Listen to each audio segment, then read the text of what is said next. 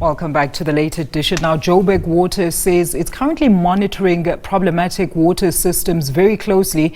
The utility outlined a myriad of water woes that remain. Joburg Water says levels are steadily returning to normal, and it also says that it relies on levels from the Bulk Supplier, and in this regard, the Commando system that includes Brixton Tower as well as the Brixton reservoir that has been particularly vulnerable. Dr. Gideon Groenewald, an independent geologist and geohydrologist, joins us for more. Doctor, thank you so much for joining us this evening. Welcome to Late Edition. Look, Doctor, maybe just for clarity for our viewers, how serious is this current water crisis, and what do you attribute as the biggest contributors? Is it the problems, is it lack of maintenance, or the ailing infrastructure? Well, I think it's both. Let me be very honest with our viewers. You know, if a human being run out of drinking water, the human being has got a maximum of 72 hours to live. So this, for me, is very, very serious, because if you do not have water to drink, you have two choices. You can either die, or you must find drinking water. So this can erupt into a very serious situation for the human beings that are exposed to this problem. And so that, I think, is serious. It's really something that needs to be solved now, and it's very, very serious. And Doctor, what do you make of the excuses that were given, of course, by the relevant parties as to why we have these problems? Are they to be believed? Yes, I do think that some of the reasons given can be. We have to look at some of the disastrous things that happened. We have to look at some outages of power.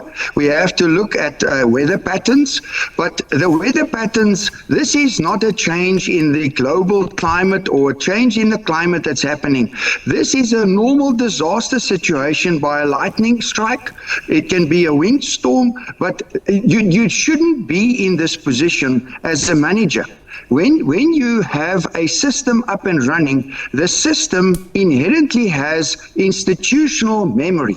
And South Africa is losing institutional memory simply because people who retire at the moment, normal age retirement people, have not transferred their knowledge to the next generation of managers. And there's a skill problem, not because of people being taught, but information didn't move down the line from a bloke who knew which tap opens what pipeline to the next generation. And that, for me, is a very serious shortage. People need to sit down now and read in the books, because they do not have an old man and a lady who teach them anymore. It's too late. I have great sympathy with the managers in the system who have not been taught what do you do in a crisis like this, and that is my problem. And Doctor, I mean, with that in mind, do you then think that these challenges that we're currently experiencing are actually preventable and foreseeable? It was foreseeable, definitely 25 years ago, 20 years ago, 10 years ago, 5 years ago, 5 days ago, but now it's too late. So it's very important that people now start going back in history. What did the people in Joburg, whether they were white people, colored people, Indian people, black people, what did those people do in a crisis situation like this?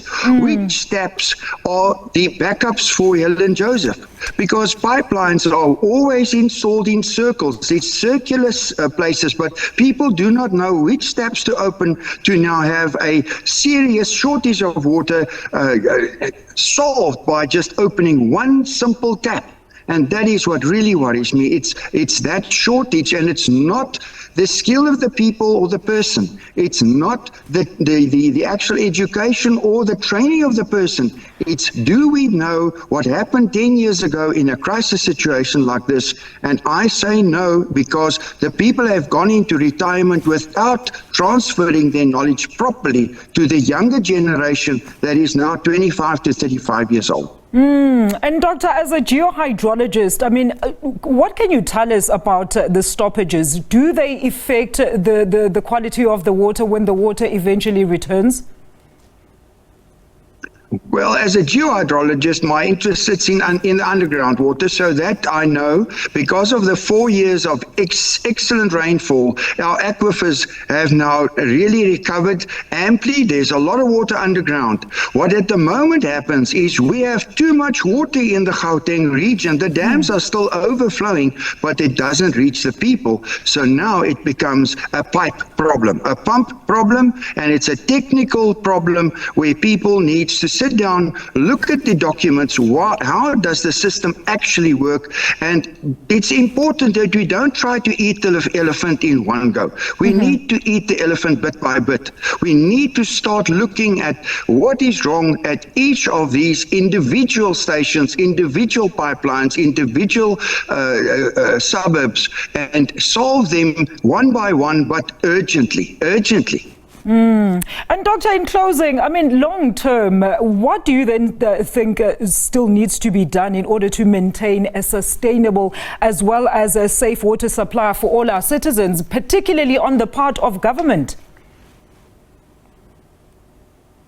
Okay, first of all, where the surface water systems have now failed, where we know there's no water coming in, and for a long time there's no water that's going to come in from Rand Water or Joburg Water, drill a borehole and see that the manager of these large places like the hospitals get boreholes to help them, because the borehole levels are back.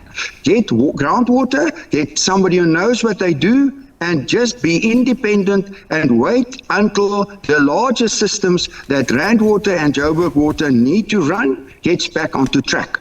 In terms of large communities where there's a serious failure in water supply, unfortunately, those people need whoever is the managers in government to sit down and say, how do we solve this problem without having tankers coming in? Because a tanker can work for 6 weeks or 7 weeks, but after that, it's not going to be enough for the people anymore. Doctor, thank you so much for your contributions this evening. That is, of course, Dr. Gideon Groenewald there weighing in on the current water crisis that we are facing here in Johannesburg.